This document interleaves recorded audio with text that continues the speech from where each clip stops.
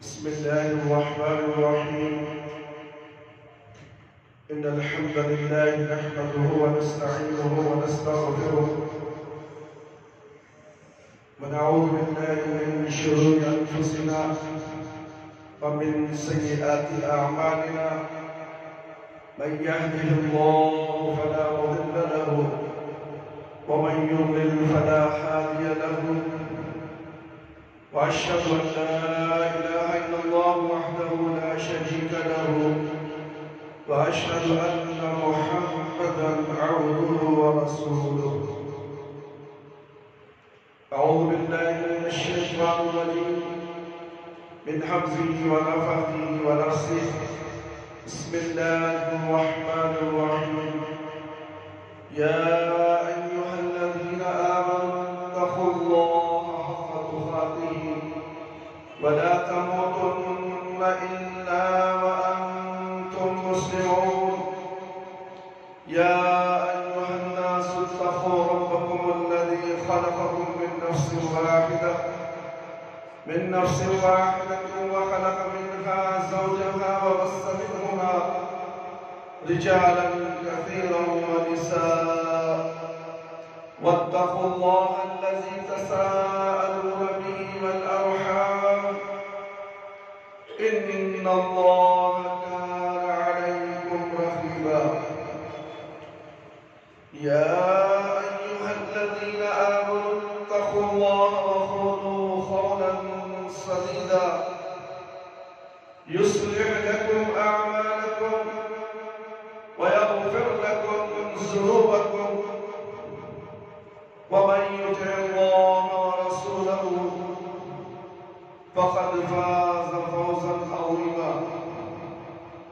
أما بعد فإن خير الحديث كتاب الله وخير الهدي هدي محمد صلى الله عليه وسلم وشر الأمور محدثاتها وكل محدثة بدعة وكل بدعة ضلالة وكل ضلالة في النار.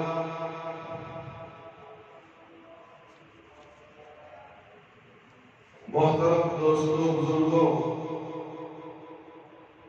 اور میری پیاری ماں اور بہنوں اور خواتین اسلام،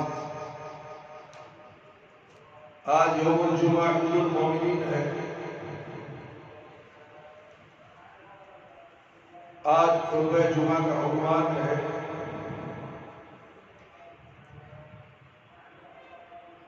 قرآن کے حفاظت کی ذمہ داری اور اس کا مطالعہ۔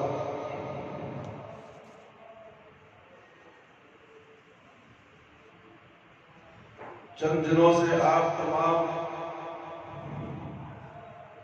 حضرات اخباروں کے ذریعے، نیوز چینلوں کے ذریعے اور انٹرنیٹ واٹس ایپ کے ذریعے سے ملعون وسیم غزی کے تعلق سے جو رامزی ہے، آپ نے سنا ہوگا، واٹس ایپ وغیرہ دیکھا ہوگا کہ اس نے قرآن کے اوپر چیلنج کیا ہے، بدماش، قرآن کی حفاظت کی ذمہ داری تو اللہ رب العالمین نے دی ہے، نہ اس میں زبر چینج ہو سکتا ہے، نہ جسم چینج ہو سکتا ہے، نہ تشدید چینج ہو سکتا ہے، نہ زبر زیر، کوئی چیز تبدیل نہیں ہو سکتی۔ اس کی حفاظت اللہ رب العالمین نے کی ہے، اور ہزاروں نے کروڑوں لوگوں کے سینوں میں یہ قرآن دفن ہو چکا ہے۔ کیا لوگوں کے، بچوں کے، حافظوں کے سینوں سے تم قرآن کی آیتوں کو نکال سکو گے؟ یہ گھناؤنی سازش ہے جو آیت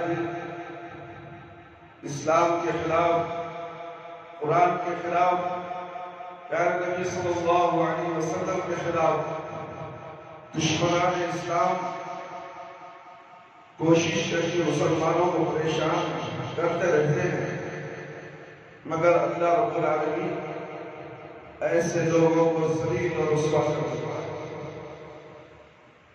میرے بھائی، میرے دوست، بزرگوں، ساتھیوں، مسلمان اور مکمل اسلام، یا ایھا الذین آمنوا ادخلوا فی السلم کافۃ ولا تتبعوا خطوات الشیطان انہ لکم عدو مبین۔ سورۃ البقرہ آیت نمبر 208، 2 رکعت نماز پڑھیں۔ اے ایمان والو، اسلام میں سارے کے سارے داخل ہو جاؤ، شیطان کے قدموں کی پیروی نہ کرو، کیونکہ وہ تمہارا صریح کھلا دشمن ہے۔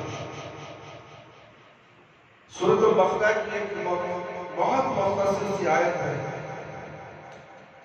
میرے بھائی، میرے دوست اور خواتین اسلام، یہ آیت زندگی کے لیے بلکہ پوری کائنات کے لیے اور زندگی کی اپنی تمام وسعتوں کے ساتھ اور خاص طور سے امت اسلامیہ کے لیے یہ آیت مستقل ایک درسگاہ ہے اور مستقل ایک دعوت فکر ہے۔ اللہ رب العالمین فرماتے ہیں، اے ایمان والو، ایمان والوں سے مخاطب ہو کر اللہ رب العالمین فرما رہے ہیں، اے ایمان والو، سلم میں داخل ہو جاؤ۔ سلم کا ترجمہ مسند اور معتبر تراجم میں دیکھا، بہت سے بڑے اکابر، سلم کا ترجمہ اسلام کیا گیا ہے، مسلمانی سے کیا گیا ہے، یعنی اے ایمان والو، مسلمانی اور اسلام میں داخل ہو جاؤ، وَلَا تَتَّبِعُوا خطوات الشیطان، اور شیطان کے نقش قدم کی پیروی نہ کرو، وہ تمہارا کھلا دشمن ہے۔ ہم دشمن کو اپنے ساتھ رکھتے ہیں، ہمیں نظر نہیں آتا، یہاں تک کہ ہمارے نفس کو بھی اس نے قبضہ کیے ہوئے، ہماری سوچ کو قبضہ کیے ہوئے، ہماری دل و دماغ کو قبضہ کر کے ہے، مگر انسان ہے کہ سمجھتا نہیں۔ اسلام کو سمجھنے کی ضرورت ہے میرے بھائی، میرے دوست۔ پہلی بات یہ ہے کہ پہلے اسلام کو سمجھنے کی ضرورت ہے۔ میں معذرت کے ساتھ یہ بات عرض کروں گا، بعض حضرات کے ذہن میں جنہوں نے تقابلی مطالعہ نہیں کیا ہے اور مذہب کی تاریخ پر ان کی نظر نہیں ہے، ان کے ذہن میں شاید یہ بات مستحضر اور تازہ نہیں ہوگی کہ اسلام وہ واحد مذہب ہے، دنیا کا ایک اصول عقیدہ اور مسلک زندگی کے نام سے موسوم کیا گیا ہے، ورنہ جتنے مذاہب ہیں وہ سب مذہب کے بانی نہیں کہتا، اور نہ کوئی مذہب کا بانی ہوتا ہے۔ مذہب کے بعد داعیان اول کے نام پر یا ملکوں کے نام پر یا طبقوں اور نسلوں کے نام پر وہ مذہب ہے۔ مثال کے طور پر یہودی یہودی مذہب ہے اس کی نسبت یہودا کی طرف ہے، جو خاندان نبوت کے ایک فرد تھے عیسائی، اس کی نسبت عیسیٰ علیہ السلام کی طرف ہے۔ پھر مجوسی ہو، فارسی کہلاتے تھے، فارس ایران ایک ملک ہے، کوئی عقیدہ یا کوئی طرز زندگی کی ایک دعوت الہی نہیں ہے۔ ہندویت، ہندو ایک ملک ہے، ہند ایک ملک ہے اور وہ اس کی طرف منسوب ہے۔ برہمنیت الگ طبقہ اور ایک خاص نسل کی طرف منسوب ہے۔ بدھ مت گوتم بدھ کے نام سے موسوم و مشہور ہے۔ ایسے ہی جینی مذہب، واحد مذہب جو ایک مسلک زندگی، عقیدہ اور نبوت کی طرف منسوب ہے، وحی الہی اور اللہ کی براہ راست رہنمائی اور اس کے دیے ہوئے احکام اور شریعت کی طرف منسوب ہے، وہ اسلام ہے۔ اسلام ایک ہی مذہب ہے، تو اسلام کا پورا دار و مدار عقیدے پر ہے، عقیدہ شریعت پر ہے اور بالکل ایک امتیازی شان رکھتا ہے۔ اب اس کے بعد سوچنے کی بات ہے کہ اللہ رب العالمین فرماتے ہیں یا ایھا الذین آمنوا ادخلوا فی السلم کافہ، اے ایمان والو اسلام اور مسلمانی میں پورے کے پورے داخل ہو جاؤ، نہ ادھر نہ ادھر، نہ چھوڑا چھوڑا، نہ زیادہ چھوڑا زیادہ پکڑا ہے، نہ چھوڑا، درمیانی حساب سے پورے کے پورے ہم مسلمان کہلاتے ہیں۔ تو اس کا مطلب کیا ہوا کہ ہم نے اسلام کو قبول کر دیا، کلمہ لا الہ الا اللہ محمد رسول اللہ کا کلمہ ہم نے پڑھ لیا، ہم نے اقرار کر لیا کہ ہم اسلام کے پابند رہیں گے۔ اسی لیے کہا گیا کہ پورے کے پورے داخل ہو جاؤ، اسلام اور مسلمانی میں پورے پورے داخل ہو جاؤ۔ بظاہر ذہن میں یہ بات آتی ہے کہ فی السلم کے بجائے فی الاسلام کہا جاتا، یعنی اسلام میں پورے کے پورے داخل ہو جاؤ، مگر نہیں، یہاں سلم میں داخل ہونے کو کہا گیا، یعنی اللہ کے ساتھ تمہارا معاملہ فرما بردارانہ، مطیعانہ، مصلحانہ اور مکمل ہونا چاہیے۔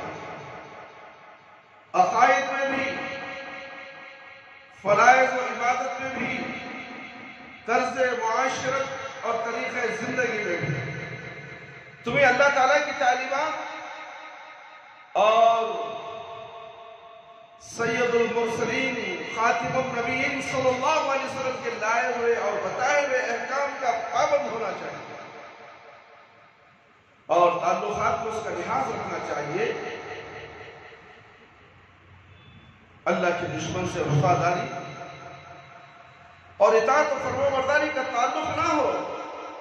اسلام کا لفظ مسلم ہی سے نکلا ہے، عربی زبان و لغت کے لحاظ سے اسلام کے معنی ہے اپنے کو حوالہ کر دیا، سرنڈر، یعنی کہ سرنڈر کر دیا اور اپنے ہر چیز سے دستبردار ہو گیا، اپنی ملکیت سے، خواہش سے، مصالحت و مفادات سے، فوائد و ضرر اس وقت کے لحاظ سے اور احساس سے دستبردار ہو گیا، اپنے اللہ کے احکام کے قدموں میں ڈال دیا، اپنے کو اللہ کے احکامات کے قدموں میں ڈال دیا اور اپنے کو بالکل سپرد کر دیا۔ تو اللہ رب العالمین فرماتے ہیں یا ایھا الذین آمنوا ادخلوا فی السلم کافہ، اللہ کا مطالبہ 100% ہے۔ اس میں بات لحاظ کرنے کی ہے کہ اس میں بتایا گیا ہے کہ 100% اسلام میں داخل ہو جانا چاہیے، 90% 1% چھوڑ دیا پھر اس میں داخل نہیں ہوا، 100 کا 100، 100 to 100 باقاعدہ اسلام کے اندر داخل ہو جاؤ۔ 990 کے آدھا مان لیا جائے گا؟ نہیں میرے بھائی، نہیں، اللہ رب العالمین 100 کے 100 مانگتے ہیں، تم سے مطالبہ کرتے ہیں کہ تم پورے کے پورے 100 کا 100 پورا داخل ہو جاؤ، 100% اسلام میں داخل ہو جاؤ، اس میں کمی بیشی مت کرو، اپنے آپ کو سرنڈر کر دو۔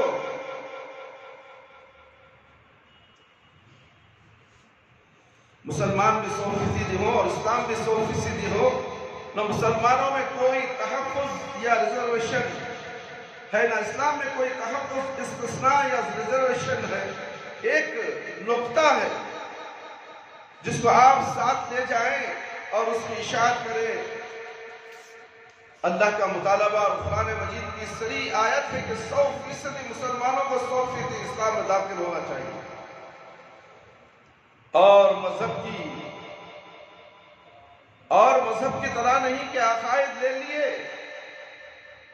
اور سب کچھ چھوڑ دیا، عبادات لے لیے، اس کے زندگی کے قانون اور زندگی کے طرز حیات اور طرز معاشرت سے اور باہمی حقوق و فرائض سے اور شرعی قانون پر چلنے سے تعلق نہیں ہے۔ ہر مذہب نے ایک حصہ لے لیا ہے، کسی نے 2 لیا ہے، کسی نے 3 یا یہاں مطالبہ کیا جا رہا ہے کہ 100% مسلمانوں کی 100% مسلمانوں کو 100% اسلام میں داخل ہونا چاہیے۔ مسلمانوں میں تحفظ اور ریزرویشن نہیں ہے کہ مسلمان 50% کے پابند ہیں اور قائل اور عامل ہیں، اور 50% سے مستثنیٰ ہے یا 75% رکھ لیجئے یہاں۔ تو مطالبہ ہے کہ 100% اسلام کا ہونا چاہیے، 1% بھی خارج نہیں ہونا چاہیے، کسی قسم کے استثناء پر یا رعایت یا کسی قسم کا خصوصی معاملہ نہیں کیا گیا۔ ہم کو ملت اور اپنا جائزہ لینے کا ایک رہنما اصول دیا گیا ہے، بلکہ پیمائش کا آئلہ دیا گیا ہے۔ پہلا مطالبہ اللہ رب العالمین کا یہ ہے، اور قرآن مجید کا صریح حکم یہ ہے 100% اسلام میں داخل ہونا چاہیے، نہ تو یہ کہ پڑھا لکھا طبقہ مستثنیٰ ہے، شریف النسب اور عالی نسب لوگ مستثنیٰ، یہاں تک کہ حاکم مستثنیٰ ہے۔ کسی بڑے سے بڑے حاکم جو تصور اسلام میں حاکم یا خلیفے کا ہے، کسی بڑے سے بڑے شہنشاہ قوت، کسی بڑے سے بڑے سربراہ مملکت اور کسی بڑے سے بڑے قانون ساز، کسی بڑے سے بڑا فاتح اعظم، کسی کے لیے بھی کوئی استثناء نہیں کہ اس کو نماز پڑھنے کی فرصت نہیں، اس کو نماز سے مستثنیٰ کیا جائے، اس میں خطبہ سننے کی فرصت نہیں، جمعہ میں مسجد کو آنے کی فرصت نہیں، جمعہ کی اہمیت اس کے پاس نہیں۔ کیا یہ 100% مسلمان ہو سکتا ہے؟ کیسے ہو سکتا ہے میرے بھائی؟ فلاں کو حج سے مستثنیٰ کیا جائے، کسی کو ہرگز یہ اجازت نہیں کہ جس پر حج فرض ہے اور اس کی استطاعت رکھتا وہ حج چھوڑ دے۔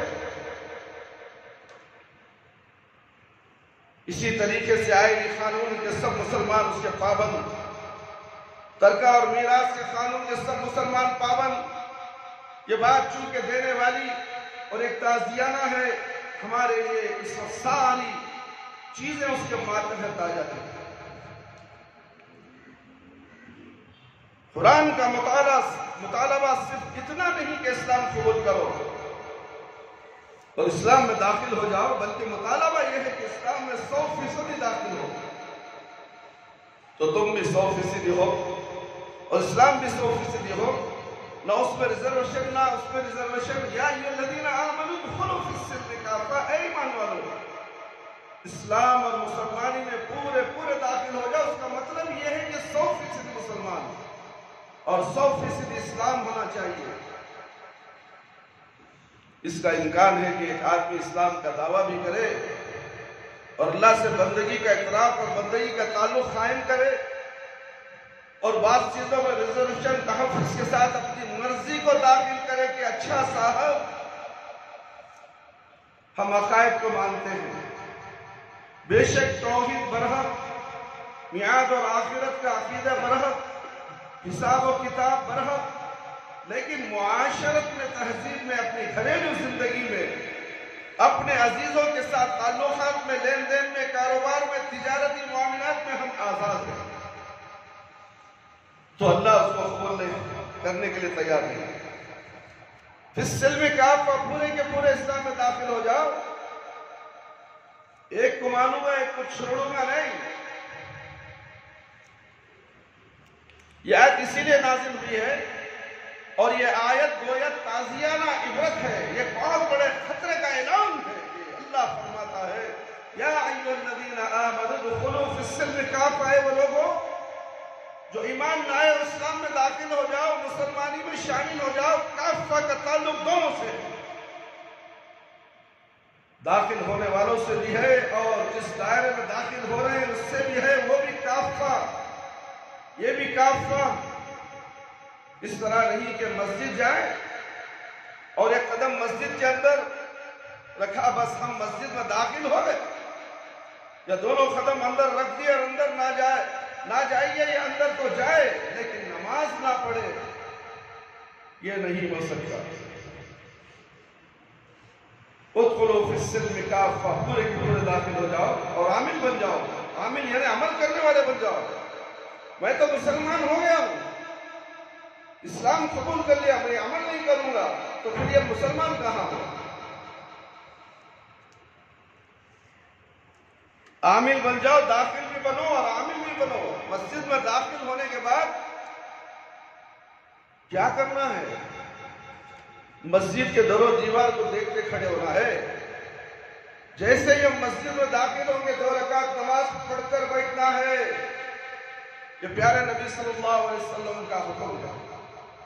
مگر لوگ جاننا نہیں چاہتے اسلام کیا ہے، دین کیا ہے، شریعت کیا ہے، اسلامی قوانین کیا ہے۔ آئے مسجد میں گھسے ٹھن کر کے بیٹھ گئے، جیسے کہ شادی محل میں آ کے چیئر پر بیٹھ جاتا ہے۔ مسجد کا حق ہے میرے بھائی میرے دوست، جب کبھی بھی تم مسجد میں داخل ہو پہلے وضو کرو، پھر آؤ 2 رکعت نماز پڑھو۔ نماز کے اوقات سے پہلے ابھی جماعت کرنے کے لیے 2، 3 منٹ، 5 منٹ کا وقت ہے، 2 رکعت ہلکی نماز پڑھ کے بیٹھ جاؤ۔ نہیں، 2 منٹ باقی ہے، بس جماعت کے لیے تو انتظار کرو۔ اب جمعہ کے دن جب مسجد میں داخل ہوتا ہے انسان کو 2 رکعت نماز پڑھ کر بیٹھنا ہے، ورنہ تو پیارے نبی صلی اللہ علیہ وسلم کی سنت سے باہر ہو چکا ہے۔ اور مسجد ہوں گے جہاں نماز نہ پڑھتی ہو، مگر یہ مسجد تو پیارے نبی صلی اللہ علیہ وسلم کی سنت پر عمل کرنے والی مسجد ہے۔ ہر بندے کو نماز پڑھنا ہے، اسلام کے بارے میں جاننا، وہی تو کہا جا رہا ہے۔ قرآن کا مطالبہ یہی ہے کہ پورے کے پورے اسلام میں داخل ہو جاؤ۔ آج قرآن کو چھوڑنے کی وجہ سے آج قرآن تمہیں بدوا دے رہا ہے، لوگ قرآن پر انگلیاں اٹھا رہے ہیں، قرآن کی آیتوں کو نکالنے کے لیے سپریم کورٹ کے اندر عرضیاں ڈال رہے ہیں، اور تمہاری آنکھیں پھٹے کی پٹی رہ گئی ہے۔ قرآن کو چھوڑنے کی وجہ سے، قرآن کو نہ پڑھنے کی وجہ سے، اپنے بچوں کی تعلیم قرآن کی نہ دینے کی وجہ سے آج قرآن تمہیں بدوا دے رہا ہے۔ بتائیں تو بتائیں، کسے بتائیں؟ ہم تو شیطان کے دوست بنے ہوئے ہیں۔ اللہ تو کہتا ہے کہ اسلام میں آ جاؤ پورے کے پورے، ہم نہیں شیطان کا ذرا ساتھ دیں گے۔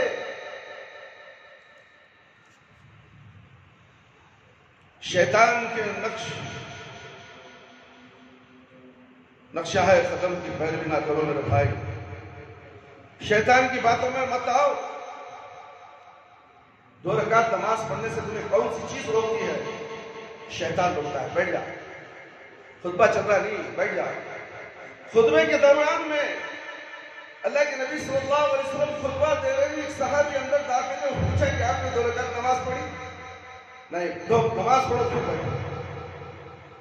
خطبے کے دوران کا حکم یہ ہے، امام کے علاوہ کوئی یہ لفظ بول نہیں سکتا، کوئی مصلی کو نہیں بول سکتا کہ نماز پڑھ کر بیٹھو، سوائے خطیب کے۔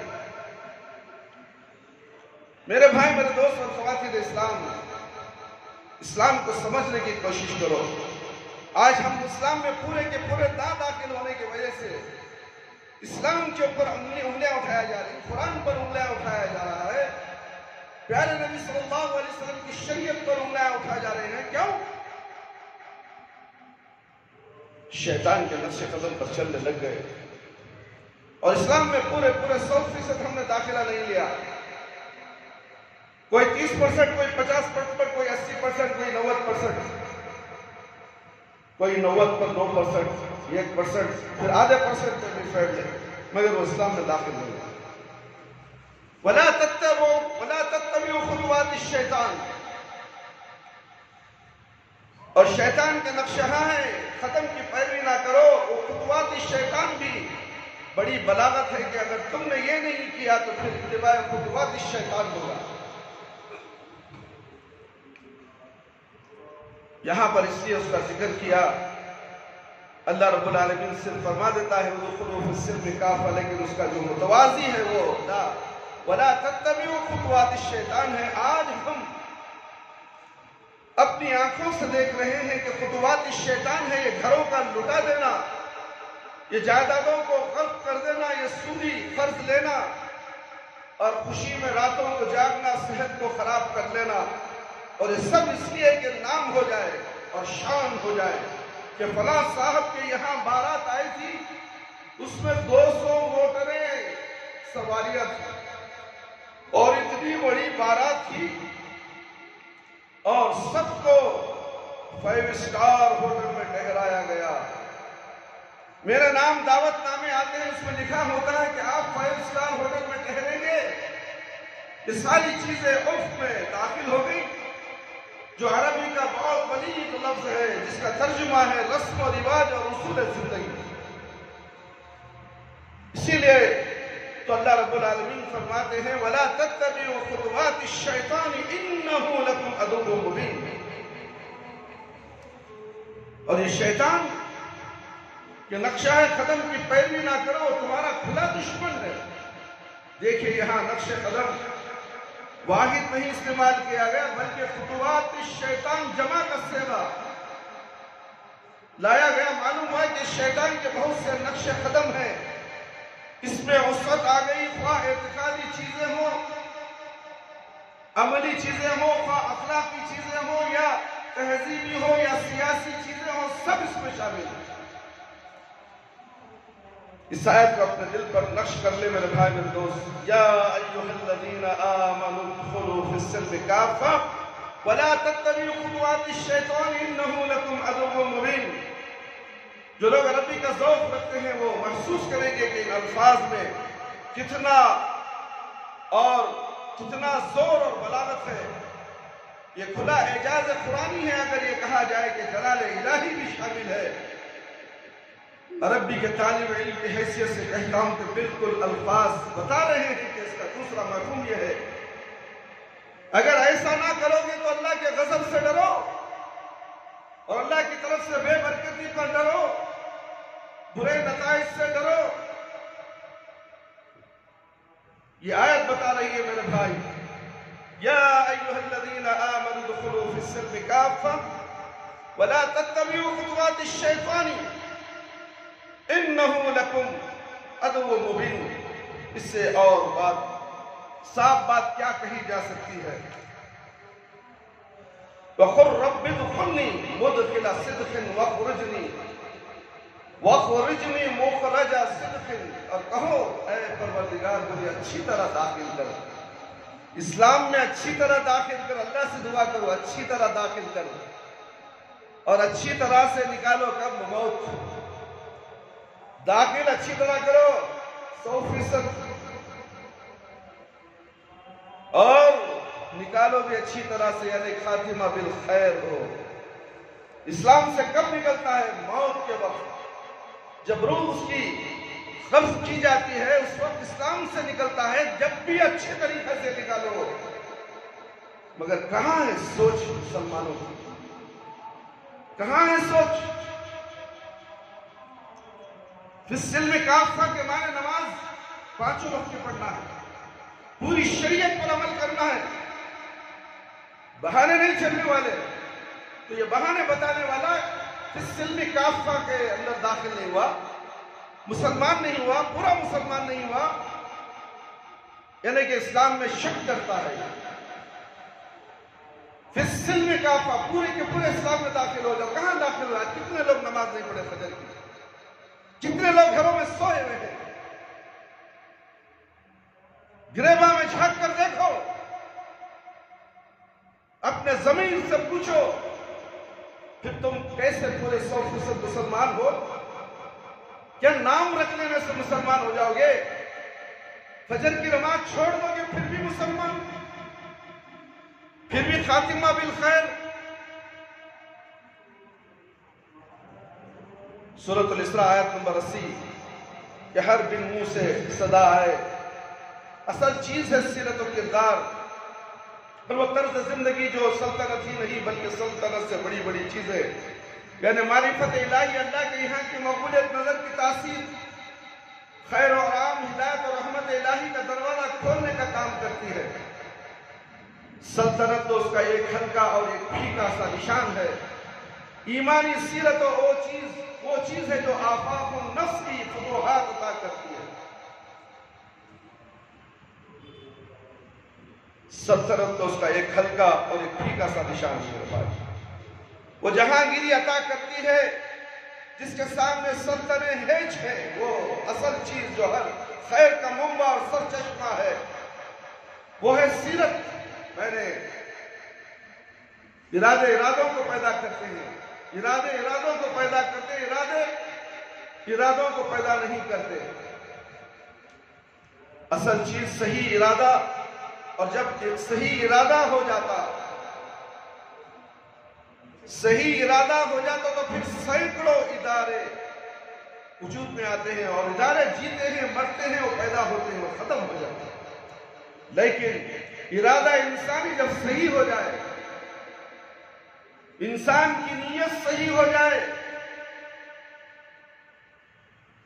انسان کی سیرت شریعت کے سانچے میں ڈھل جائے، انسان کے اعمال و تصرفات رب العالمین کے تابع ہو جائیں، منشاء الہی کے سانچے میں ڈھل کر نکلے، اور ذہن کا رخ صحیح ہو جائے کہ ہر بنے منہ سے صدا آئے، وَقُلْ رَبِّي اُدْخِلْنِي مُدْخِلَ صِدْقٍ وَأَخْرِجْنِي مُخْرَجَ صِدْقٍ وَاجْعَلْ لِي مِن لَّدُنْكَ سُلْطَانًا نَصِيرًا۔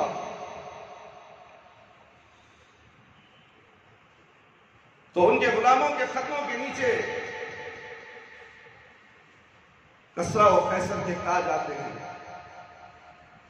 در شبستہ، ہرا فرود، حضور حسین، قوم و آئین و حکومت آفرید، ماند شبہا چشم او محروم نوم، تا تخت خسروی خواب دیدہ قوم۔ اقبال رحمت اللہ علیہ کا یہ شعر ہے کہ آپ صلی اللہ علیہ وسلم کی امت تخت خسروی پر آ کر سو گئی، یعنی اس نے تخت خسروی کو ایک معمولی چارپائی اور ایک سریر سمجھا، اس کی خاطر نہیں لائی، اس کی خاطر نہیں لائی۔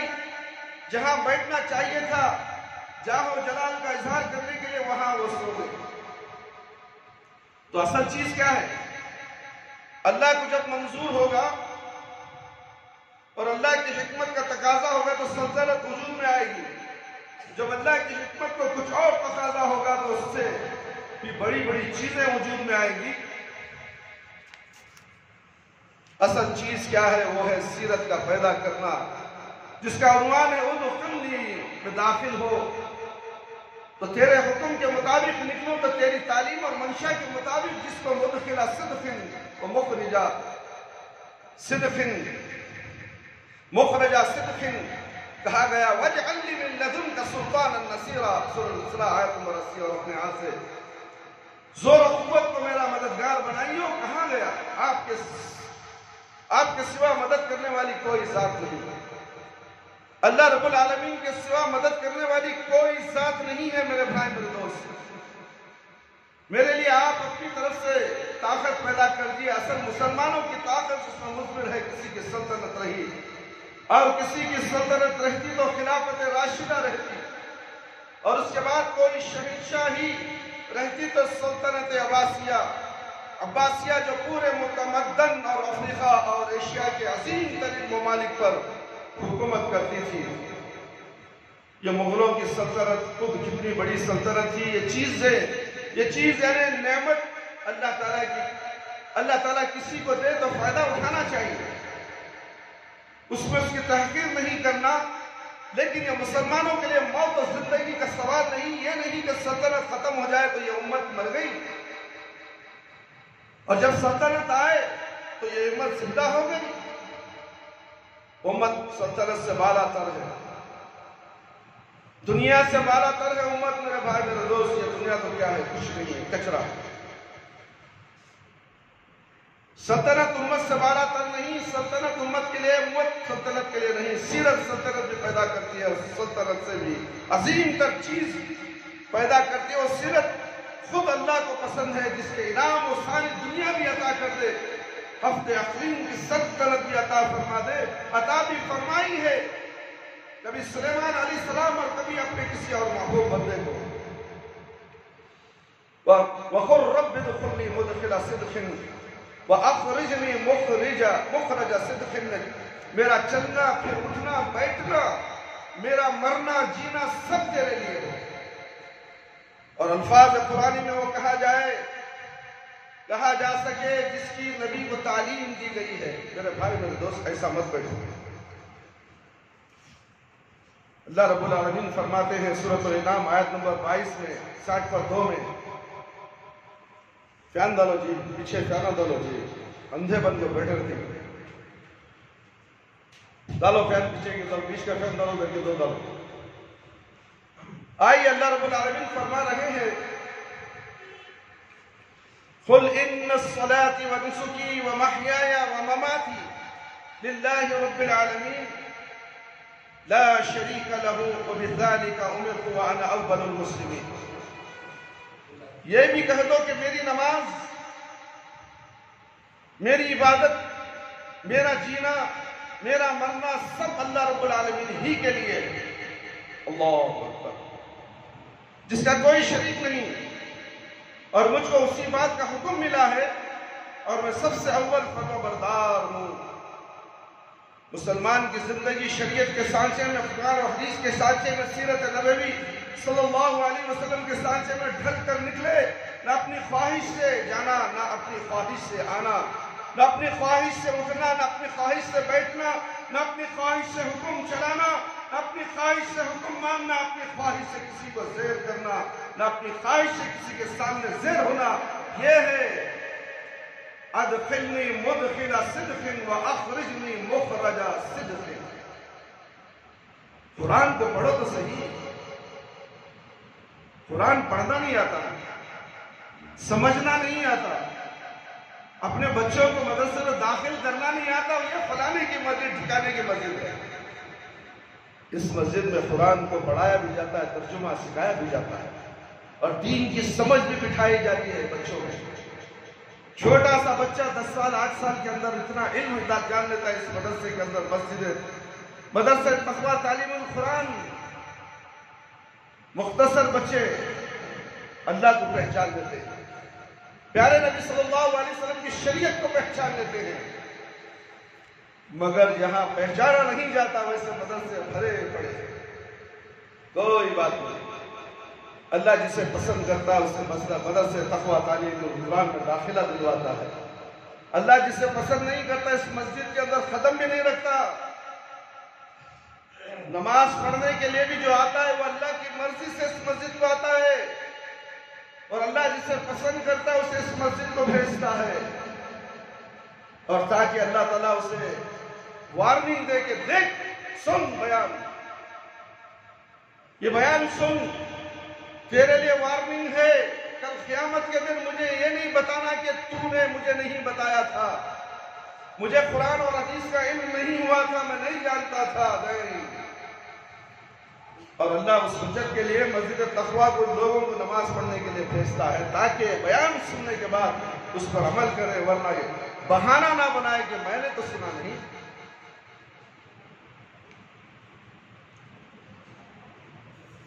ہر کام کے لیے شریعت کی دلیل چاہیے۔ اللہ تعالیٰ کیا چاہتا ہے؟ اس وقت کافر، اس وقت کا فرمان کیا ہے؟ اس وقت کا حکم کیا ہے؟ اس وقت خدا کا حکم ہے، اللہ کا حکم ہے کہ ہم جھک جائیں، اس وقت اللہ کا حکم ہے کہ ہم رک جائیں۔ حال ہی میں صحابہ اکرام رضی اللہ عنہ کی تعریف کرتے ہوئے کہا، بھڑکتی نہیں تھی خود بخود آگ ان کی، بھڑکتی نہیں تھی خود بخود آگ ان کی، شریعت کے قبضے میں تھی باغ ان کی، شریعت کے قبضے میں تھی باغ ان کی، جہاں کر دیا نرم نرمائے گئے وہ، جہاں کر دیا نرم نرما گئے وہ، جہاں کر دیا گرم گرما گئے وہ، جہاں کر دیا گرم گرما گئے وہ۔ مجھے ایک تاریخ کے طالب علم یہ حصے سے پرانی یادیں ستائی اور میرے دل میں یہ چٹکی نہیں، یہ بات، یہ الگ بات ہے کہ لیکن قرآن ازلی و ابدی کتاب ہے، اس کے بعد کوئی بھی کتاب نہیں ہے۔ یہ قرآن مجید ساری دنیا اس کے کتابوں سے بڑھ کر کتاب، بڑی عظیم کتاب ہے۔ اس کی آیتوں کا اگر کوئی انکار کرتا ہے تو اسلام سے خارج ہو جاتا ہے۔ اتنی بڑی کتاب، مسلمانوں اسے پیروں کے اوپر، کھڑکیوں کے اوپر تبرک کے لیے رکھ چھوڑا ہے۔ یہ قرآن ان کے گھروں میں ان کے گھر والوں کو بدوا دیتا ہے۔ یہ مجھے سوال کے رکھ دیا ہے، یہ مجھے پڑھتے نہیں ہیں، یہ کہ قائد بدوا کرتی ہے، چھوڑے گی نہیں، قیامت کے دن میں بدوا کرے گی اور جہنم میں لے جائے گی۔ اللہ سے سفارش کرے گی، اللہ یہ مجھے قرآن نہیں پڑھتا تھا، اسے جہنم میں ڈال دیں۔ قرآن نازل ہوا نا، کس کے لیے نازل ہوا؟ ساری دنیا کے انسانوں کے لیے، اور تم قرآن کو چھوڑتے ہو۔ قرآن کو مسلمان چھوڑنے کی وجہ سے لوگ انگلیاں اٹھانے لگ گئے قرآن پر، قرآن کی آیتوں کو مٹانے لگ گئے، قرآن کے اوپر ہائی کورٹ سپریم کورٹ میں عرضیاں ڈالنے لگ گئے۔ کیوں؟ تمہارے وجہ سے۔ تم نے قرآن کو بھلا دیا، اپنے بچوں کو قرآن کی تعلیم نہیں دی، انگریزی تعلیم دی۔ سب سے پہلے قرآن کی تعلیم تھی، اس کے بعد انگریزی تعلیم دی۔ تم نے قرآن کی تعلیم چھوڑ دی، انگریزی تعلیم پر زور دی۔ بچے کو کانوینٹ میں ڈالو، بچہ جب بولنا سیکھتا ہے تو اے بی سی ڈی سکھاتے ہو، ایپل نہ جانے کیا کیا تم سکھاتے ہو، انگریزی کے الفاظ سے بولتے ہو۔ بلکہ بچہ جب بات کرتا ہے تو اسے بسم اللہ بولنا سکھاؤ، اللہ بولنا سکھاؤ، لا الہ الا اللہ محمد رسول اللہ بولنا سکھاؤ۔ بار بار اس کے سامنے تلقین کرتے رہو، بچے کے سامنے تم پڑھتے رہو، وہ بچے کی زبان میں وہ قرآن کی آیتیں آتی جائیں گی۔ مگر نہیں، ماں جب کھانا لے کر بیٹھتی ہے تو ٹی وی آن کرتی ہے، کارٹون دکھاتی ہے، بچے کے منہ میں نوالے ٹھوستی ہے، یہ بدماش ہو رہا ہے۔ قرآن پڑھ کر نہیں کھلا سکتی، اللہ اللہ بول کر کھانا نہیں کھلا سکتی، اللہ کی برکت اس کے اندر آئے گی، اس کی توانائی آئے گی، اس کا ذہن بنے گا اس بچی کا یا بچے کا۔ یہ کیا کارٹون لے کر بیٹھی ہو؟ یہودیوں کی طرح، عیسائیوں کی طرح تم مسلمان ہو۔ فی السلم کافہ، اگر تم ایسا کرتی ہو تو فی السلم کافہ کے برابر نہیں ہو، تم نے 100% اسلام کو قبول نہیں کیا۔ بچے کی خاطر اپنے ایمان کو بیچ دی تم نے۔ پیار محبت ایک طرف رکھو، اللہ اور اللہ کے رسول کے حکامات کو ایک طرف رکھو، اس سے بڑھ کر رکھو اپنے ماں باپ، اپنے شوہر، اپنے بچوں سے بھی زیادہ محبت اللہ اور اللہ کے رسول صلی اللہ علیہ وسلم سے ہونی چاہیے، شریعت سے ہونی چاہیے۔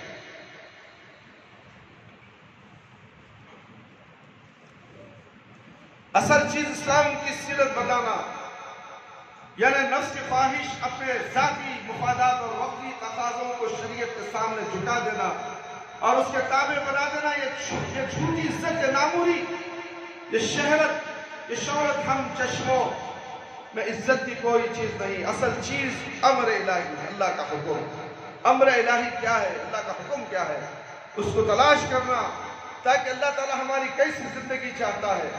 اس وقت اسلام کی مصلحت کا تقاضا کیا ہے، معیار اور کسوٹی یہ ہے کہ ہمیں کیا ملے گا۔ ساری جدوجہد، سیاسی جدوجہد سے لے کر معاشی جدوجہد تک اسی مرکز کے گرد گھومیں، وہ کیا کہ ہمیں اس سے گا۔ آج تمام دنیا میں مسلمان ہیں، کون سا ملک ہے جہاں آپ کے ملک کے لوگ موجود نہیں؟ لیکن کس کے لیے ہے؟ بس یہی مسئلہ دعوت پھیلانے کے لیے نہیں۔ ایسا نہیں ہے کہ انسانیت کا مرہم کھا کر انگلستان، کینیڈا، امریکہ، خود عرب ملکوں کی موجودہ خطرناک حالت دے کر وہ بے چین ہو کر اپنے گھروں سے نکلے ہو، یا اخرجنی مخرج صدق نہیں ہے، اور وہاں جو گئے تو ادخلنی مدخل صدق نہیں ہے۔ معاشی مصلحت کے مفاد نے ان کو نکالا، معاشی مفاد نے ان کو وہاں داخل کیا، معاشی، ذاتی اور خاندانی مفاد نے ان کو وہاں رکھا۔ جب ان کا تقاضا ہوگا کہ مکے کے بجائے نیو یارک چلے جائیں، امریکہ چلے جائیں، تو وہ چلے جائیں گے۔ آپ چاہیں امتحان لے لیں، دیکھ لیجئے۔ اور جب اس کا تقاضا ہوگا کہ مکہ چلے جائیں، مکہ چلے آئیں، تو وہاں چلے آئیں گے، اس لیے نہیں کہ وہاں حرم ہے، بلکہ اس لیے کہ معاشی مسئلے کا تعلق وہاں سے ہے۔ یہ نہیں مدخل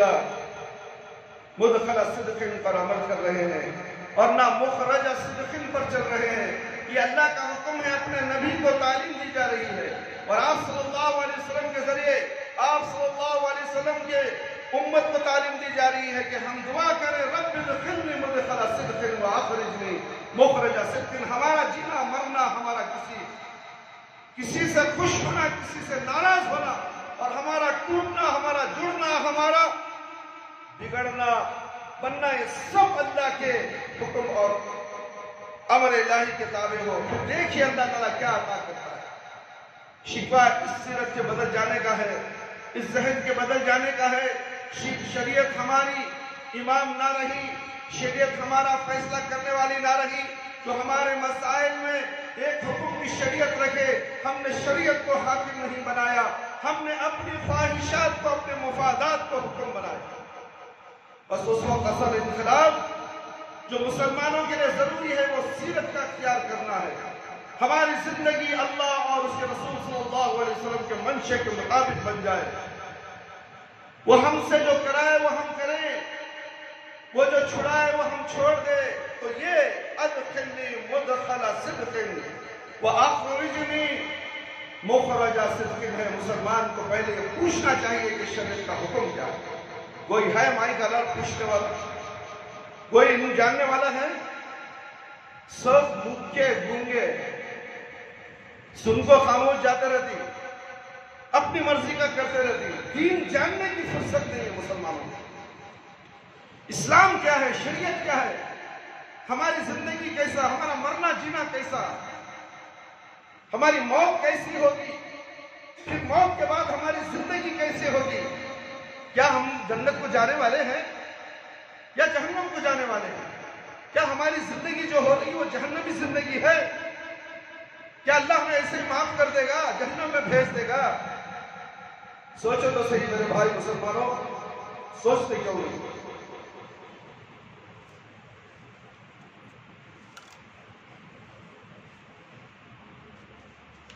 بس ضرور رکھیں کہ ہم اپنی سیرت بدلیں، اس کے بغیر کام نہیں چلتا میرے بھائی۔ اور جب اللہ اپنے محبوب رسول صلی اللہ علیہ وسلم سے یہ کہے اور اس کو تلقین اور یہ وظیفہ بتائے کہ تم یہ دعا کرو کہ رب ادخلنی مدخل صدق واخرجنی مخرج صدق، تو ہم اس کے شمار خطاب میں ہیں۔ یا ایھا الذین آمنوا ان تتقوا اللہ یجعل لکم فرقانا وَيَكْفُرْ عَنْكُمْ سَيِّئَاتِكُمْ وَيَغْفِرْ لَكُمْ وَاللَّهُ ذُو الْفَضْلِ الْعَظِيمِ۔ سورہ انفال آیت نمبر 20۔ مومنوں، اگر تم اللہ سے ڈرو گے تو تمہارے لیے امر فاروق پیدا کر دے گا، یعنی تم کو ممتاز کر دے گا، اونچا بنا دے گا، اور تمہارے گناہ مٹا دے گا، اور تمہیں بخش دے گا۔ اللہ بڑا فضل کرنے والا ہے۔ مسلمانوں کی دو حیثیتیں ہیں۔ ایک حیثیت عام انسان کی، جس قانون اور اللہ تعالیٰ کے مقرر کیے ہوئے ضابطے کے مطابق سب انسان دنیا میں آتے ہیں، وہ بھی دنیا میں آیا ہے، وہی اعضاء انسانی، وہی جسم اور جسم کے تقاضے، جسم کی کمزوریاں، جسم کی بیماریاں لے کر آیا ہے۔ جو انسانوں میں مشترک ہے، انسانوں میں فطرت اس کے ساتھ بھی لگا ہوا ہے۔ وہ بچے سے جوان ہوگا، جوان سے بوڑھا ہوگا، پھر ایک وقت عمر طبعی پہنچنے کے بعد اگر اللہ کو منظور ہو اس کا آخر وقت بھی آج آئے گا۔ وہ کیسا ہی عبادت گزار، اللہ ترس، کیسا ہی زبردست عالم، مصنف ہو، مفکر ہو، فلسفی ہو، دانشور ہو، شیخ طریقت ہو، صاحب کشف و کرامت ہو، اس کو دنیا سے جانا ضروری ہے۔ کل نفس ذائقۃ الموت، ہر انسان کو موت کا مزہ چکھنا ہے۔ انک میت وانہ میت، اللہ تعالیٰ نے یہ صاف فرمایا ہے، تو پھر مسلمان کا استثناء کیسے ہو سکتا ہے؟ لیکن ایک دوسری حیثیت ہے، وہ حیثیت اگر اس کے ساتھ قائم ہو جائے گی تو پھر وہ انسان رہتے ہوئے بھی کچھ اور چیز بن جاتا ہے، پھر اس کا معاملہ براہ راست اللہ تعالیٰ کے ساتھ ہو جاتا ہے، پھر وہ اللہ تعالیٰ کی تقدیر بن جاتا ہے۔ اس کے لیے اللہ تبارک و تعالیٰ اپنے قانون کو جو ہزاروں لاکھوں برس سے چلا آ رہا ہے، بعض اوقات معطل ہے، بعض اوقات مؤخر کر دیتا ہے، اس کو غالب کر دیتا ہے، اس کو عزت دیتا ہے، اس کو فتح عطا فرماتا ہے، اس کو نیک نامی بخشتا ہے، اس کو فاتح اور منصور بناتا ہے۔ یہ حیثیت ارادی اور اضافی ہے، یعنی اس کے لیے فیصلہ اضافی کی ضرورت ہے، کوئی اپنے ساتھ لے کر کے نہیں آتا۔ اس کو ماں کے پیٹ سے جہاں سے جسمانی اعضا لایا ہے، ایسے ہی ایمان اور شریعت کی پابندی بھی لایا ہے۔ اس کو کسی ارادے کی فیصلے کی ضرورت نہیں، وہ تو اس کے ساتھ گویا جسم کا ایک حصہ ہے، اب اسے کچھ کرنے کی ضرورت نہیں۔ یہ بھی ایک موروثی اور پیدائشی چیز ہے، ایسا نہیں ہے کہ اسلام کا معاملہ اور اللہ کے دین کا معاملہ یہ نہیں ہے۔ ایمان اور تقویٰ ایک ارادی اور اضافی چیز ہے جو بلا راہ ارادہ ہوتا ہے اور اس کا اضافہ کیا جاتا ہے۔ اس کی موٹی سی مثال میں آپ کو دیتا ہوں، یہ ٹارچ ہے، اس میں سیلز رکھے جاتے ہیں۔ اگر قسمت سیلز رکھے گئے، رکھ دیے گئے اور مسالہ بھر دیا گیا تو اس ٹارچ میں اور اس ٹارچ میں جو خالی ہے، آسمان اور زمین کا فرق ہوگا۔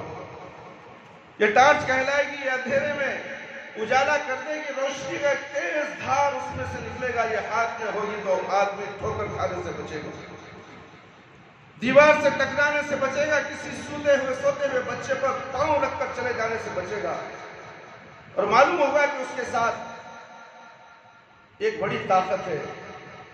أَوَمَنْ كَانَ مَيْتَةً فَأَحْيَيْنَا وَجَعَلْنَا لَهُ نُورًا يَمْشِي بِهِ فِي النَّاسِ كَمَنْ اهْتَدَىٰ مَثَلُهُ فِي الظُّلُمَاتِ لَيْسَ بِخَارِجٍ مِّنْهَا۔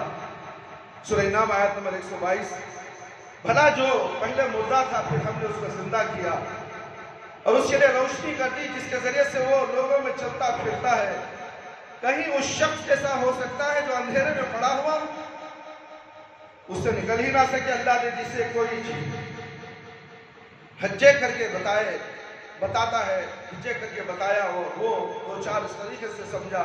بھلا وہ جو مردہ تھا، أَوَمَنْ كَانَ مَيْتَةً فَأَحْيَيْنَاهُ، ہم نے اس کو زندہ کیا، اور اتنا ہی نہیں، وَجَعَلْنَا لَهُ نُورٌ يَمْشِي بِهِ فِي النَّاسِ، ہم نے پھر اسے کمن مَثَلَهُ فِي الظُّلُمَاتِ لَيْسَ بِخَارِجٍ مِّنْهَا کیا، وہ اس کی طرح ہو سکتا ہے کہ اندھیروں میں بھٹکتا پھرتا ہے، نکلنے کا اس کا کوئی راستہ نہیں۔ معاملہ ٹارچ میں سیل اور مسالہ رکھنے کا ہے۔ یہ مسالہ بارگاہ نبوت سے ملتا ہے میرے بھائی میرے دوست۔ اس کے لیے ایک ہی جگہ، ایک ہی ٹھکانہ ہے، وہ پیارے نبی صلی اللہ علیہ وسلم کی بعثت کے بعد۔ اب وہ سیل اور کہیں نہیں مل سکتے، نہ امریکہ میں، نہ روس میں، نہ دنیا کے کسی کارخانے میں۔ وہ ایمانی سیلز رسول اللہ صلی اللہ علیہ وسلم لے کر آئے ہیں، وہ اگر آپ ٹارچ میں رکھتے ہیں، فٹ کر دیتے ہیں تو ذرا سا بٹن دبائے اور ذرا سا ہاتھ کا اشارہ کیجئے اور روشنی کے تیز رو نکلے گی، جس سے آپ کو بھی راستہ نظر آئے گا، دوسروں کو بھی نظر آئے گا، اور اس کی یہی قیمت ہے کہ یہی اسلام کی شان ہے۔ جو اس کا مالک ہے، اس کو راستہ نظر نہیں آئے گا، بلکہ بیسوں جو بالکل اندھوں کی طرح راستہ چل رہے ہیں، ان کو بھی راستہ نظر آنے لگے گا۔ یہ مسلمان کے نشان ہے۔ یا ایھا الذین آمنوا ان تتقوا اللہ یجعل لکم فرقانا، اے ایمان والو، اگر تم اللہ سے ڈرو گے، اس سے شرم کرو گے، اس کا لحاظ کرو گے، اس کے احکام کا کی شریعت کو قبول کرو گے، اس پر چلنے کا فیصلہ کرو گے، اس پر عمل کرنا شروع کر کے تمہارے لیے امر فاروق پیدا کر دے گا، یعنی تم کو ممتاز کر دے گا۔ فرمایا یجعل لکم فرقانا، اللہ تعالیٰ تم کو ایک مابال امتیاز کی سطح کرے گا، تمہاری سطح ایک دم سے بلند ہو جائے گی، تم اس پستی سے، ماحول کی خرابی سے نکل جاؤ گے۔ جب انسان اپنے کو اللہ کی روشنی سے محروم کر لیتا تو پھر اس کا کیا حال ہوتا ہے؟ وہ سٹارز کی طرح ہوتا ہے جس کے سیل ختم ہو چکے، یا اس میں رکھے ہی نہیں گئے۔ ہم مسلمان کو جو اصل خصوصیت، ہمارا مابال امتیاز، ہمارا سرمایہ، ہمارا فخر، ہماری طاقت، وہ سیلز تھے جو رسول اللہ صلی اللہ علیہ وسلم کے یہاں سے لے کر آئے، اور وہ انسانوں کے دماغ اور مسلمانوں کے دل کے اندر رکھے، دماغ میں بھی سیلز رکھے اور دل میں بھی ایمان کا کچھ تعلق انسان کے ضمیر اور قلب سے ہے، کچھ انسان کے دماغ اور فکر سے ہے، اور خاص طرح کا طرز عمل، زندگی کا رویہ اور مسلک پیدا ہوتا ہے، خاص طرح کے برتاؤ کرنے کا طریقہ آتا ہے۔ خالق کی معرفت ہوتی ہے، مخلوق سے محبت ہوتی ہے، اللہ کا خوف ہوتا ہے، بندوں کو شرم ہوتی ہے، اللہ کا ڈر، اس کی محبت ہوتی ہے، اور انسان کے ساتھ ہمدردی ہوتی ہے، غریبوں پر آدمی رحم کھاتا ہے، بے ایمانی سے بچتا ہے، چوری سے پناہ مانگتا ہے، اس کو جرائم سے، ظلم سے گھن آتی ہے، لیکن بالکل سیرت ہی بدل جاتی ہے۔ کس کا کرشمہ ہے؟ یہ ایمان سیلز کا کرشمہ ہے۔ مسلمان اپنے آپ کو سیلز سے محروم کر دے تو یہ مانوی خودکشی، جیسا کوئی زہر کھا کر مر جائے، یا کوئی گلے میں پھندا ڈال کر اپنا گلا گھونٹ لے، مسلمان ہے لیکن ان کے اندر ایمان کے وہ سیلز نہیں ہے، عقیدے کی وہ سیلز نہیں ہے، وہ فرقان نہیں ہے جن کو اللہ تعالیٰ فرماتا یا ایھا الذین آمنوا ان تتقوا اللہ یجعل لکم فرقانا۔ مومنو، تم اللہ سے ڈرو، اللہ سے ڈرو گے تو تمہارے لیے امر فاروق پیدا کرتا ہے۔ ایمان والو، اگر تم اللہ سے ڈرنے لگو گے اور احتیاط کی زندگی گزارو گے، آپ صلی اللہ علیہ وسلم کی لائی ہوئی تعلیمات پر عمل کرو گے، ادھر چلو ادھر مت چلو، اس راستے چلو اس راستے نہ چلو، اس لکیر کو چھوڑ دو، یہ سرحد پار نہ ہونے دو، اس کا نام تقویٰ ہے۔ تقویٰ کے معنی بہت سے لوگ یہ سمجھتے ہیں کہ جو نماز پڑھتا چلا جائے، رات کو پلک سے پلک نہ لگے، اس کو لوگ متقی کہتے ہیں۔ تقویٰ کے معنی یہ ہے کہ جن چیزوں سے اللہ اس کے رسول صلی اللہ علیہ وسلم نے منع فرمایا ہے اس سے بچے، اس کا نام تقویٰ ہے۔ اس کے تصور سے خیال کیا جائے تو اللہ کی پناہ مانگے، اور جس چیزوں کا حکم دیا ہے ان کی پابندی کرے۔ ہفتے کی سلطنت مسلمانوں کو مل جائے، ان کے قدموں پر بادشاہوں کے تاج رکھ دیے جائیں، قارون کا خزانہ ان کو مل جائے، لیکن ان کے اندر وہ سلس نہ ہو، اس نبی کریم صلی اللہ علیہ وسلم کی شریعت نہ ہو، نبوت کی لائی ہوئی روشنی نہ ہو، وہ فرقان نہ ہو جو اللہ دین پر چلنے، اللہ تعالیٰ دین پر چلنے والوں کا عطا کرتا ہے، تو وہ 2 کوڑی کی قیمت کے نہیں۔ مسئلہ بہت صاف اور بہت واضح ہے، میں کوئی پہلی نہیں بجھا رہا ہوں۔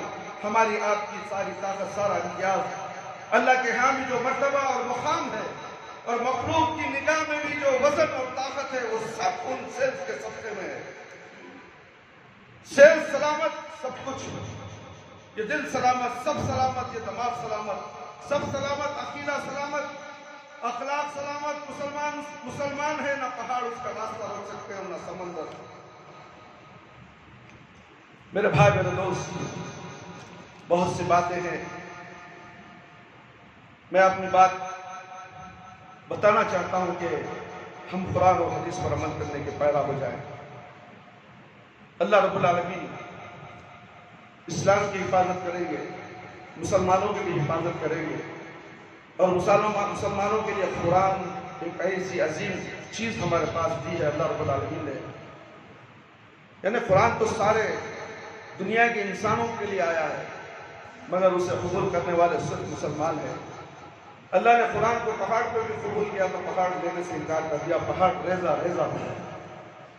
اور آج اس قرآن کے تعلق سے شیطان ملعون وسیم رضوی، جو ذلیل اور خوار ملعون ہے، اسلام کی چند آیتوں کے اوپر نقطہ کرتے ہوئے سپریم کورٹ پر عرضی داخل کیا ہے۔ کتنا بڑا بدماش ہے، آج ذلیل ہو رہا، لوگ تھوک رہے ہیں اس وقت صرف عرضی ڈالنے کی وجہ سے اس کے خلاف قرآن کو دہشت گرد بتا رہا ہے یہ بدماش۔ قرآن سے تو بہت سے چیزیں غیر مسلموں نے حاصل کر کے چاند پہ چلے گئے، مریخ پہ چلے گئے، اور نہ جانے کیا کیا ترقیاں حاصل کر لی قرآن سے۔ کیا قرآن دہشت گرد ہے؟ قرآن تو ایک دوسرے سے ملاتا ہے، قرآن سے بھائی چارگی پیش کرتا ہے، ایک دوسرے سے محبت پیش کرتا ہے، اور اس قرآن کی حفاظت کرنے کی ذمہ داری اللہ رب العالمین نے دی۔ اِنَّا نَحْنُ نَزَّلْنَا الذِّكْرَ وَإِنَّا لَهُ لَحَافِظُونَ۔ یہ قرآن مجید کی بہت مختصر سی آیت ہے جو چند لفظوں پر مشتمل اللہ فرماتا ہے بے شک ہم نے ذکر کو نازل کیا اور ہم ہی یقینی طور پر اس کی حفاظت کرنے والے ہیں۔ یہ قرآن مجید کی ایک آیت ہے، لیکن یہ بہت بڑا مستہ، ایک بہت بڑی بشارت، ایک بہت بڑی ضمانت، ایک عظیم الشان اعلان ہے جس پر ساری دنیا کے کان کھل جانے چاہیے اور سب کو اس کی طرف متوجہ ہو جانا چاہیے۔ اس اعلان میں ایک عمومیت ہے، ایک زور ہے، ایک تاکید ہے اور ایک یقین ہے، خاص کر مسلمانوں کے لیے تو یہ آیت بہت توجہ طلب ہے۔ اللہ رب العالمین فرماتے ہیں بے شک ہم نے الذکر کو نازل کیا، جہاں تک میری معلومات ہے تھوڑا بہت مطالعہ، تمام مفسرین کا اس پر اتفاق ہے کہ الذکر سے مراد قرآن مجید ہے۔ بے شک ہم نے قرآن مجید کو نازل کیا۔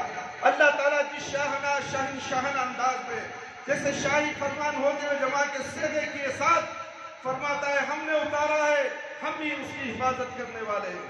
اللہ اکبر، یہ ایسے کتنے ملعون ہیں، ذلیل و خوار ہوئے اور یہ بھی ذلیل و خوار ہوگا، بری موت مرے گا۔ یہ خود کہتا ہے کہ اگر میں ہار جاؤں تو میں حرام موت مروں گا۔ اس کے زبان سے نکلتا ہے کہ میں خودکشی کر لوں گا۔ اس سے بڑی اور کیا بات ہو سکتی ہے؟ خاتمہ بالخیر نہیں ہے اس کے لیے۔ وہ خود کہتا ہے کہ میں سپریم کورٹ سے ہار جاؤں، عرضی میری واپس ہو گئی تو میں زندہ نہیں رہوں گا، میں اپنے آپ کو ختم کر دوں گا۔ کیا یہ ختم کر کے جنت میں چلا جائے گا؟ کیا اس کا ایمان اتنا پختہ ہے قرآن پر نکتہ چینی کر کے، قرآن پر انگلیاں اٹھا کر اور یہ جنت میں چلے جائے؟ بدماش، یہ اسلام کا دشمن ہے اور اس کی سزا اللہ رب العالمین دیں گے۔ کوئی مسلمان خاموش نہ رہے، دل سے اسے برا لگے۔ یہ ایمان کی کمزور ترین نشانی ہے۔ تم نے سن لیا، نک میں دیکھ لیا، اس شیطان کی صورت کو دیکھ کر کہو کہ یہ تو سین وورے ہے، یہ تو جہنمی ہے، لعنتی ہے۔ ایک زبر زیر ایک نقطہ تبدیل نہیں ہو سکتا۔ کتنے حفاظ کرام ہیں جس کے اندر قرآن دفن ہے، سینے میں محفوظ ہے، اور یہ قرآن لوح محفوظ میں بھی محفوظ ہے۔ اس کی حفاظت اللہ رب العالمین کرنے والے ہیں۔ اور تو کون ہوتا ہے اے جاہل؟ نہ تیرے چہرے پہ داڑھی ہے، نہ تیری صورت پہ، کتا بھی تیری صورت پر پیشاب نہ کرے اور تو قرآن پر انگلی اٹھانے لگا۔ کتنے بڑے بڑے علماء کرام تیرے سے بیٹھے ہوئے ہیں، قرآن کی حقیقت کو، قرآن کی تفسیر کو بیان کر کے بیٹھے ہوئے ہیں۔ آج تک کبھی ہندوستان کے اندر قرآن کے ذریعے سے فساد ہوا؟ کوئی دہشت گردی کا معاملہ ہوا؟ کوئی قرآن کی آیت لے کر کسی ہندو اور مسلمان عیسائی کو قتل کیا؟ اور تو یہ بھڑکا رہا ہے مسلمان اور ہندوؤں کو لڑا رہا ہے، ہندوز اور مسلمان کی بھائی چارگی کے ٹکڑے ٹکڑے کر رہا ہے۔ تو یہ دعوت دے رہا ہے کہ تم لڑو، تم بھیڑو، مرو، کٹو۔ تیری نیت اللہ رب العالمین کو معلوم ہے اور تجھے اللہ سے رسوا کرے۔ جو حضرات عربی دان جانتے ہیں کہ اس مرحوم ادا کرنے کے لیے ہم اس کی حفاظت کرنے والے ہیں۔ ہم اس کی حفاظت کریں گے، کتنے طریقے سے ہو سکتے ہیں اس ادا کرنے کے لیے؟ قرآن مجید میں جو طریقہ اختیار کیا ہے وہ بالکل الگ ہے، اس میں کئی طریقوں سے اس بات کو کہا گیا ہے، بڑی تاکید اور بڑی شدت کے ساتھ کہا گیا ہم ضرور اس کی حفاظت کرنے والے۔ ضرور کا لفظ آیا، حفاظت کریں گے نہیں، ضرور کریں گے۔ ساری دنیا مل جائے، ساری دنیا فنا ہو جائے، اس قرآن فنا ہونے والا نہیں۔ قیامت میں بھی قرآن سفارش کرے گا، تمہیں پڑھنے والے کی سفارش کرے گا۔ اسی لیے کہتا ہوں کہ قرآن پڑھو تو صحیح، قرآن سے محبت رکھو. تم قرآن سے محبت رکھو تو ایسے شیاطین پیدا نہیں ہوں گے. تمہیں ہی قرآن سے نفرت ہے، تم قرآن سے نفرت کرتے ہو. نفرت کرنے والا شیطان بازار میں بیٹھا ہوا.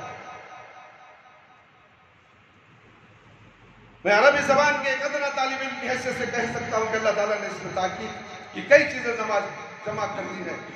اِنَّا لَهُ لَحَافِظُونَ، اس میں فاعل کا صیغہ ہے، پھر اِنَّا کے ساتھ لہو کو مقدم کرنا. اِنَّا لَحَافِظُونَ کے بجائے اِنَّا لَهُ لَحَافِظُونَ. یہ سب طریقے علم بلاغت سے تعلق رکھتے ہیں، علم نحو سے تعلق رکھتے ہیں. یہ آیت جس کے الفاظ گنے چنے ہیں صرف چند نامعلوم ہم نے کتنی مرتبہ قرآن مجید میں ہزاروں مرتبہ پڑھی ہوں گی اور علماء کی زبان سے سنی ہوگی، لیکن واقعہ یہ ہے کہ میں بھی دعویٰ نہیں کر سکتا کہ اس کے پورے مطالب پر اس کے جو آفاق ہیں جہاں تک یہ آیت پہنچتی ہے، جن حدود کو اس آیت نے سمیٹ لیا وہ اس وقت میں آیت کے اندر پائی جاتی ہے اور اس پر میری پوری نظر ہے. لیکن یہ آیت بڑی قابل غور ہے. ایک بات تو یہ ہے کہ اللہ تعالیٰ فرماتے ہم نے قرآن مجید کو نازل کیا، اس کی حفاظت کی ذمہ داری ہماری. اور تورات انجیل کے مطابق آپ کو معلوم ہے قرآن مجید کے الفاظ کیا ہے.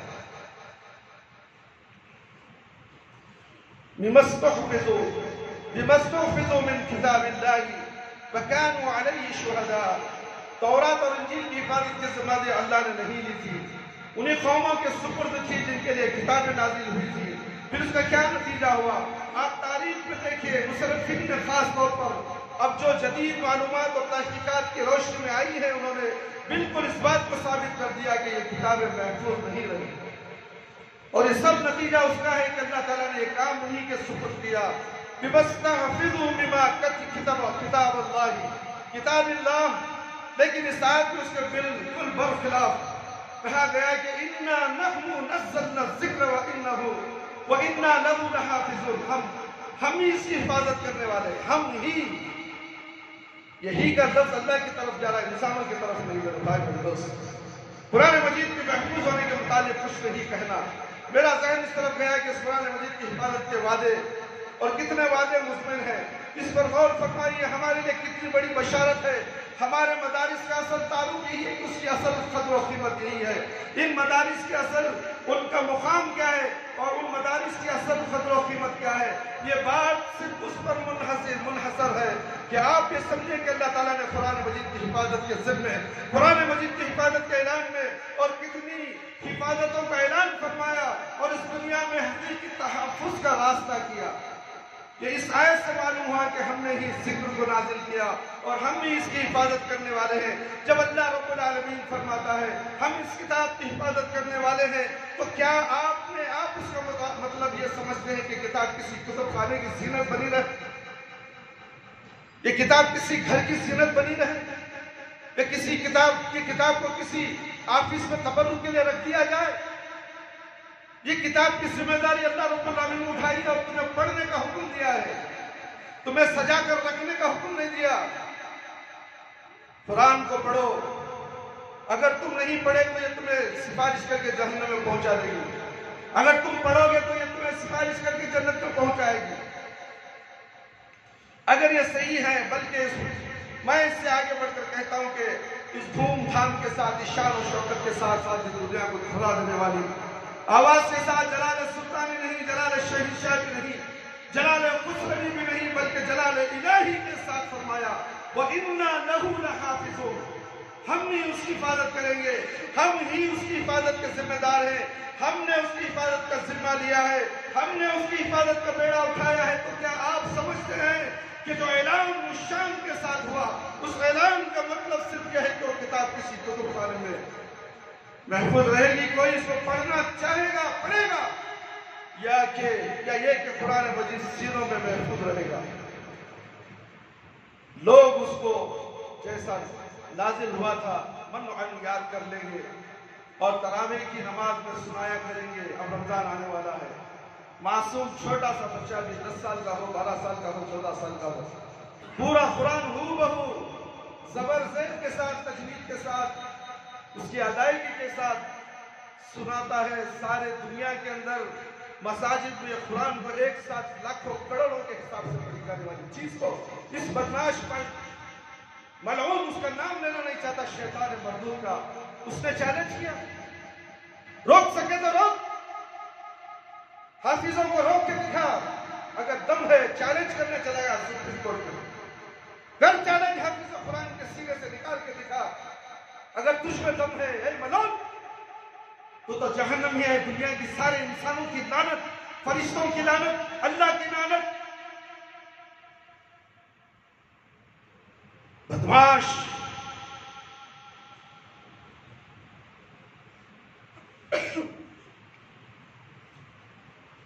दावा से कहता हूं कि इन्ना व इन्ना लहू लहाफिज़ून की तफसीर में यह भी शामिल है कि अरबी ज़बान की क़ियामत तक, जब तक अल्लाह को मंजूर है इस्लाम को रखना और कुरान मजीद को अरबी ज़बान उसी पुरानी सरफराहों में, इसी पुरानी क़वायद और इसी पुरानी ज़बान में बाकी रखेगा। व इन्ना लहू लहाफिज़ून के अंदर यह भी आता है कि कुरान भी महफूज, पुरानी ज़बान की सरफराहों भी महफूज। जिन मुल्कों में ज़बान बोली जाती है उनके तहफ़्फ़ुज़ की सबसे बड़ी ज़मानत इस आयत में है। ये अक़वाम मुत्तहिदा के मंशूर में भी नहीं है, ये यूनाइटेड नेशन के ऐलानात में भी नहीं है, ये सदर कार्टर, बिल क्लिंटन, न जाने कौन कौन, ट्रम्प या बरम ट्रम्प, कुछ भी हो, किसी बयान में नहीं हो सकती। रूस के किसी सदर के यहाँ नहीं हो सकती है, सिर्फ इन्ना लहू लहाफिज़ून उसके अंदर मुस्किल है। मैं एक कदम उसके आगे बढ़कर ये कहता हूँ, मुख्तलिफ ममालिक मुसलमान भी इसी हालत में महफूज और अल्लाह ताला की हिफाजत में हमारे साथ है, हिफाजत की ज़मानत हमारे साथ है। जबकि हम कुरानी उलूम, कुरानी तालीमात को सीने से लगाए रखें, उनकी नश्र व इशात, उनकी खिदमत, उनके दर्स व तदरीस, उनके तालीम व तअल्लुम का एहतमाम करेंगे। आज हम हिंदुस्तानी मुसलमानों की हिफाजत की सबसे बड़ी ज़मानत ये है, इसलिए कि अल्लाह ने फरमाया व इन्ना लहू लहाफिज़ून, हम इस कुरान के मुहाफिज हैं तो उसके आमिलीन के भी मुहाफिज हैं, इस कुरान से मोहब्बत करने वाले लोगों के भी मुहाफिज है अल्लाह रब्बुल आलमीन। इसीलिए कुरान पढ़ो, कुरान से मोहब्बत करो, कुरान की तालीमात पर चलो, तुम्हारा कोई भी बाल पीका नहीं कर सकेगा। तुम क्या समझते हो यहूद और नसारा की तरह जिंदगी गुजारते हो, फिर कुरान तुम्हें कैसे बचाएगा? तुम्हारी कुरान तुम्हें कैसे तुम्हारी हिफाजत करेगा? है मुसलमानों की जमात, जरा गौर फिक्र तो करो। इस कुरान, हम इस कुरान के मुहाफिज हैं तो उसके आमिलीन के भी मुहाफिज है। नहीं हो सकता कि अजान रहे और मुअज्जिन ना रहे, अजान रहे मुअज्जिन ना रहे। मिट नहीं सकता कभी मर्द मुसलमान के है, मिट नहीं सकता कभी मर्द मुसलमान के है, इसकी अजानों से फास सरे कलीम व खलील। अल्लाह ताला ने कहा कि हमने जिक्र को नाजिल किया, हम उसकी हिफाजत के जिम्मेदार हैं, उसकी हिफाजत करके रहेंगे। सारी दुनिया एक तरफ हो तो कुछ नहीं। इन्नमा अमरुहु इज़ा अरादा शैअन अन यक़ूल लहू कुन फयकुन। ये है रब्बुल आलमीन। तुम रब्बुल आलमीन को क्या समझे? तुम्हारा पैर की जूती, तुम मुसलमान हो, आज फजर की नमाज तुमने नहीं पढ़ी, तुम कलमे शहादत पढ़ते हो, मुसलमान नहीं होते हो। अल्लाह तुम्हारी हिफाजत करना चाहता है मगर तुम हिफाजत पे आना नहीं चाहते। मस्जिदों को बेच के खाने वाले कमीने हो तुम। अल्लाह के घर को ये औरत घर भेज दी आज से 20 साल पहले, अब 40 लाख में किसी गुंडे को लिख कर दे दी है। वो गुंडा फोन करता है, 40 लाख में मस्जिद तकवा बिक चुकी है, तुम्हारे बाप का माल लाके ले ले। कैसे बदमाश है, देखिए कुरान ना पढ़ने की वजह से। यह औरत मुसलमान है, यह खबीसा है, खबीसा कुत्ते की मौत मरेगी। मस्जिद को देने के बाद मस्जिद से पैसों का मुतालबा करती है, अल्लाह की राह में देने के बाद कोई वापस ले ले, कुत्ते का खैर चाटने के बराबर है। ये कुत्ते का खैर चाटने वाली औरत है।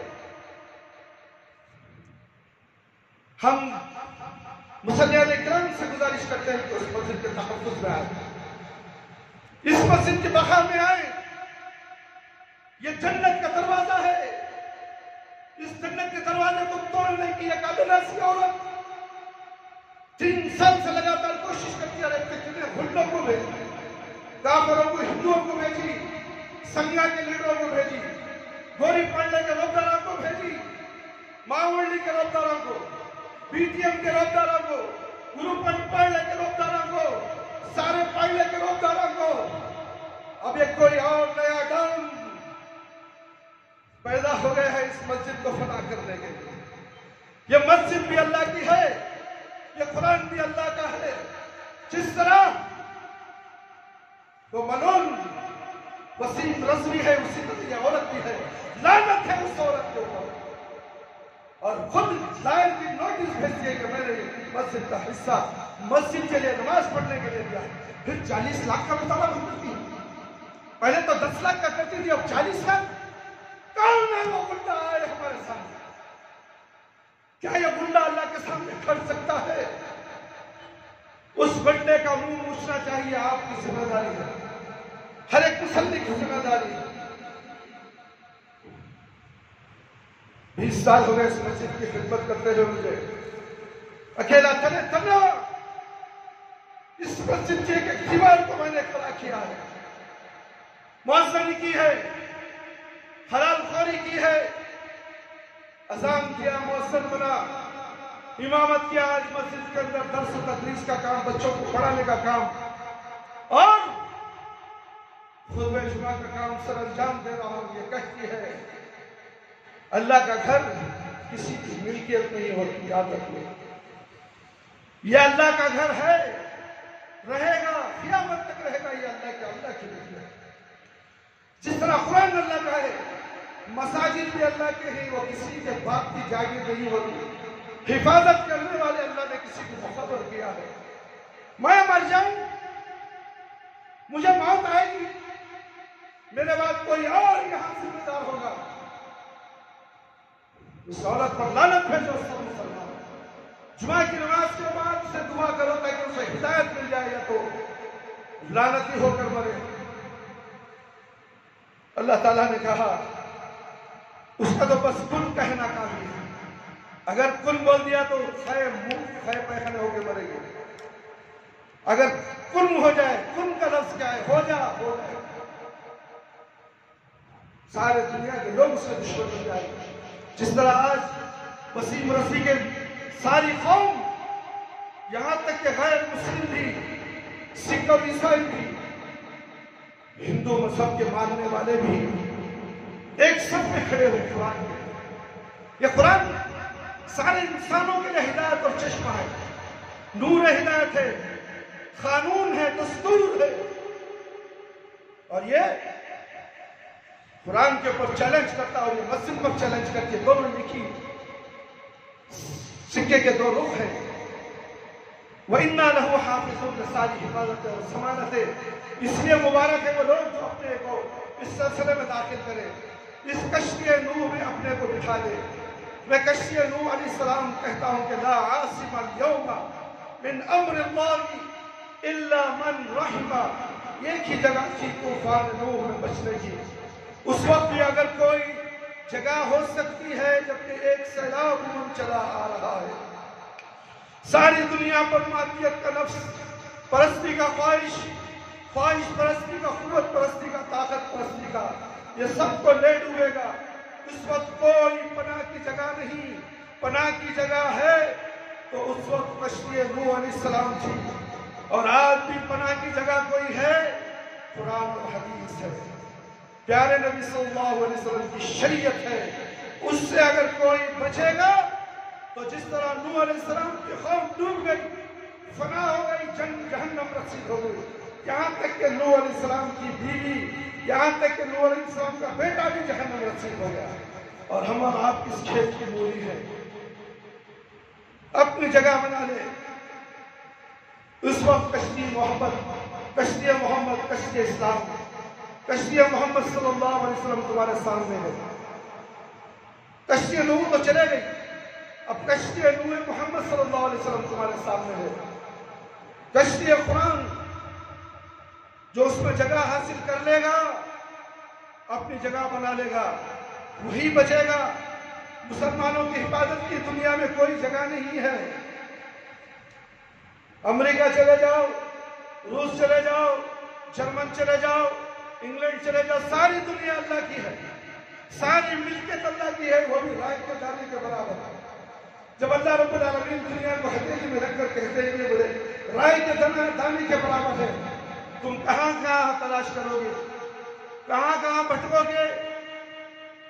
اللہ کی کشتی میں سوار ہو جاؤ، پیارے نبی صلی اللہ علیہ وسلم کی کشتی میں، قرآن کی کشتی میں سوار ہو جاؤ۔ یہ تمہاری حفاظت کی جگہ ہے، جس کی حفاظت اللہ نے وعدہ کیا ہے، اس کے سائے میں جو آ جائے گا وہ محفوظ ہو جائے گا۔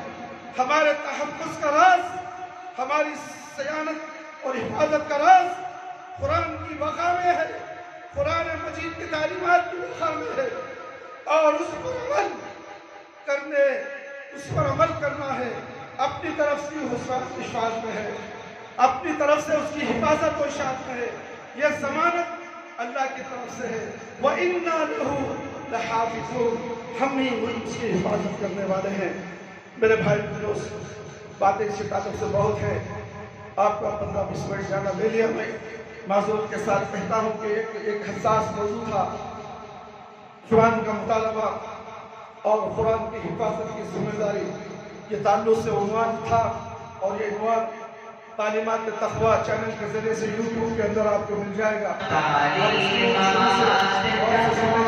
اور قرآن کا مطالبہ کیا ہے اور اللہ رب العالمین اس کی حفاظت کے تعلق سے کیا کہتے ہیں، مکمل بیان آپ کو تقویٰ کے ذریعے سے آپ تک پہنچ رہا ہے۔ آپ اس کو سنیں، اپنے موبائل میں سبسکرائب کر کے بیل کی گھنٹی کو دبا کر محفوظ کر لیں، تاکہ آپ کے موبائل میں وقتاً فوقتاً تعلیمات تقویٰ کے بیانات آتے رہیں، اور آپ سن کر مستفید ہوتے رہیں اور ایک دوسرے کو پھیلائیں۔ یہ صدقہ جاریہ ہے، یہ تمہارے ایمان کو پختہ کرنے والی چیز ہے، اور تمہارے دین کو پختہ کرنے والی چیز ہے، اور یہ صدقہ جاریہ تمہارے لیے دنیا اور آخرت میں بھلائیاں ہیں۔ اس لیے آگے بڑھانا ضرور یاد رکھیں، اس کو آگے دھکلنا نہیں ہے، اس کو دیکھ کے شیئر کریں دوسرے دوست احباب میں، رشتہ داروں میں، تاکہ آپ کو اس کا اجر ملے۔ اللہ رب العالمین سے دعا ہے کہ اللہ تعالیٰ مجھے اور آپ تمام کو ان تمام قرآن اور حدیث کی باتیں جو ہم نے آپ کے سامنے مختصر سے پیش کی ہے، سن کر اس پر اللہ تعالیٰ مجھے اور آپ کو عمل کرنے کی توفیق عطا فرمائے، قرآن مجید سے محبت کرنے والا بنائے، پیارے نبی صلی اللہ علیہ وسلم کی شریعت سے محبت کرنے والا بنائے۔